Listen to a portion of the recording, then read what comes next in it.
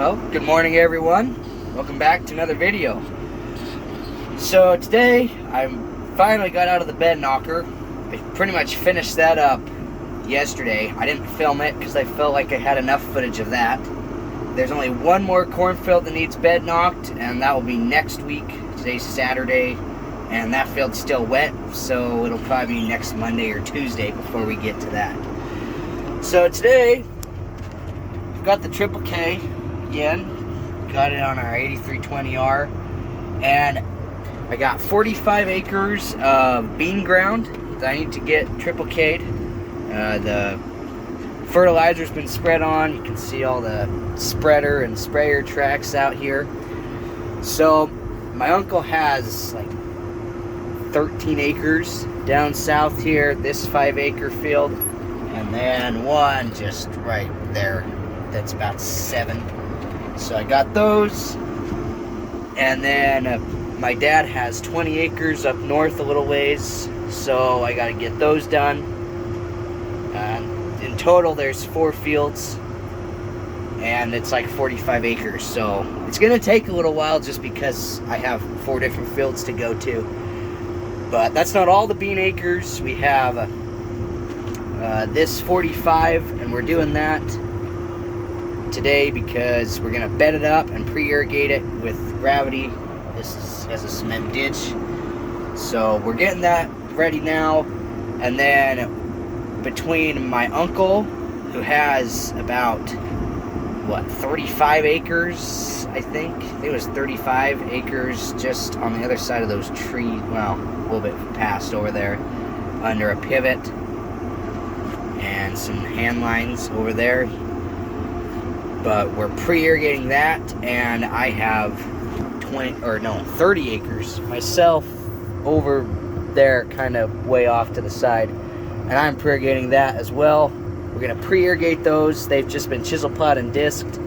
Once they dry up, we'll come in, spray the fertilizer on, spread, and then we'll either Triple K. I think I might turbo till mine just because it handles weeds a little bit better, and there's still some plant material out there. So that, and then between my uncle and I, that's about 65 acres. So we have a little over 100 acres of beans this year. So yeah, I'm gonna get started here, see how long this takes me. Alright, I got that little 5-acre field done. I'm rolling here in this 8-acre field. It's really dusty. There's not much moisture. That's why we have to pre-irrigate before we plant. So haven't done very much.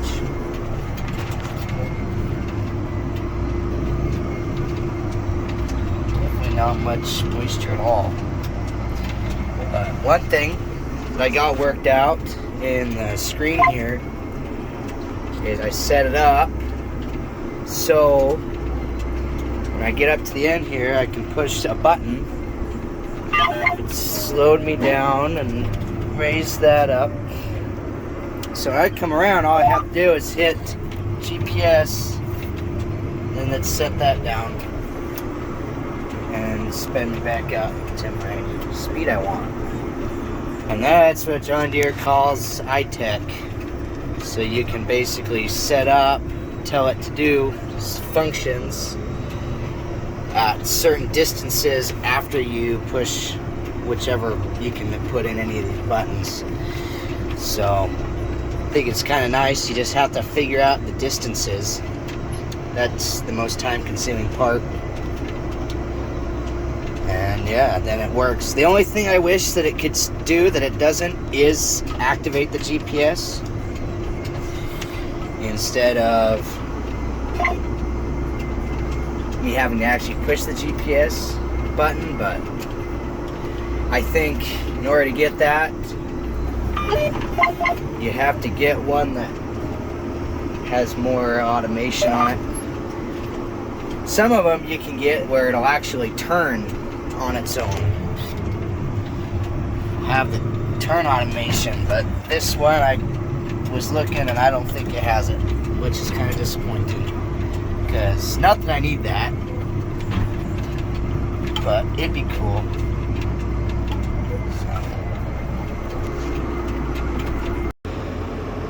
All right, just got that field done. So I'm gonna fold up.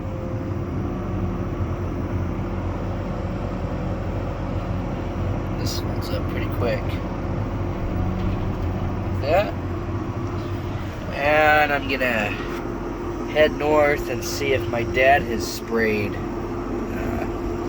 chemical on his fields. And I'll go start there.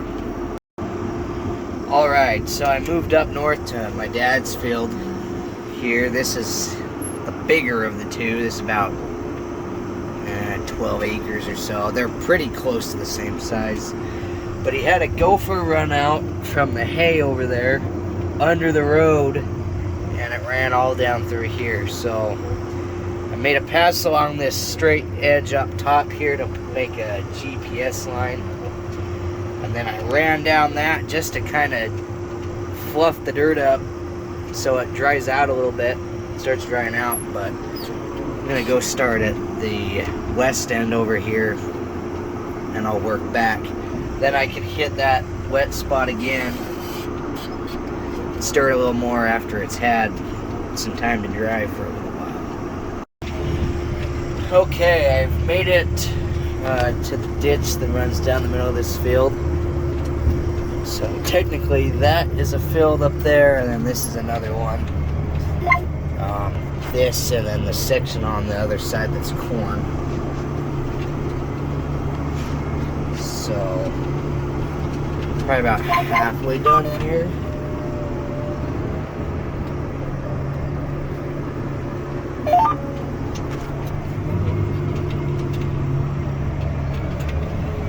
Hardly see anything going on in the back until a gust of wind comes and blows it away, then you can see for a minute.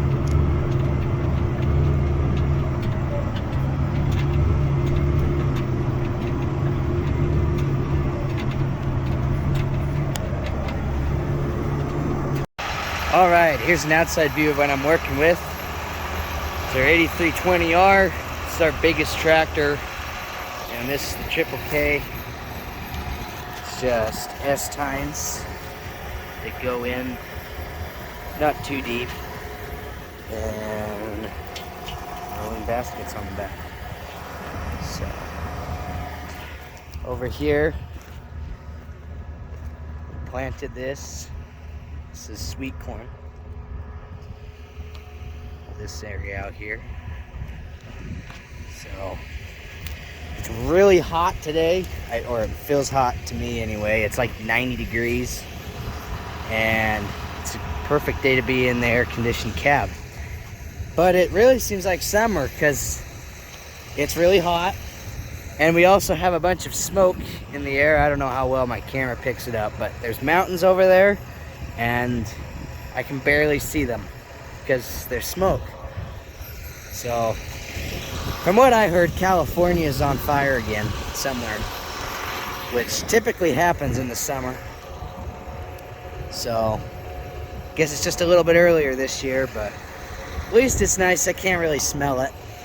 So I don't know if that's a good thing or a bad thing, but I'm gonna say it's a good thing. All right, so I've made it right up here to this end.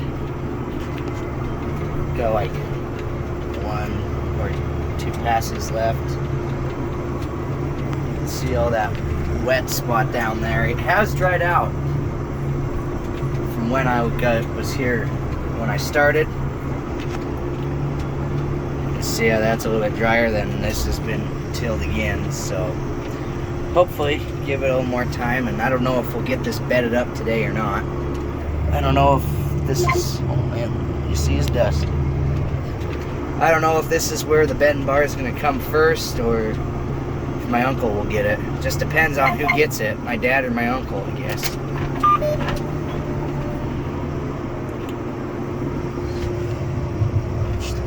There we go.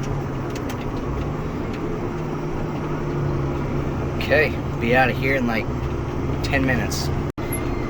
All right, I here in my last field, which you can't see because of the dust, but it's about the same size, a little bit smaller, but it'll go faster because I'm going long ways instead of the shorter direction.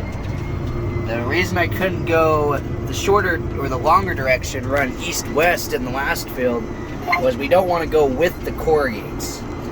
Because when we do that, it seems like the bedding bar always gets kind of a wave to it. It starts like swaying back and forth, and then you just don't have straight corrugates.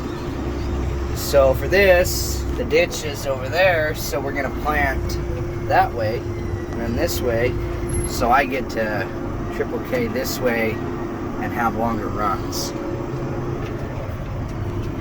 And don't really like going at angles with it, because I feel like when it's squared up, since this is the last piece of tillage that's going to go across these fields before they're bedded up, you don't want to leave any tire marks or anything like that. You want to make sure everything's nice and soft.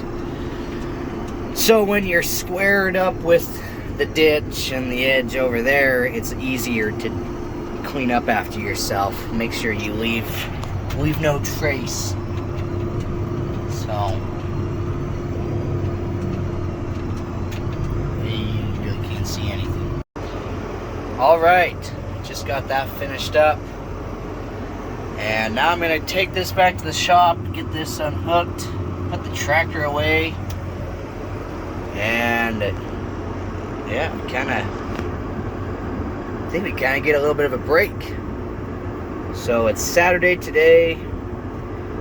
Throughout next week, we've got to, well, we have one more field to bed knock of corn and plant, and then we just start planting second bull rows and cow rows in the fields.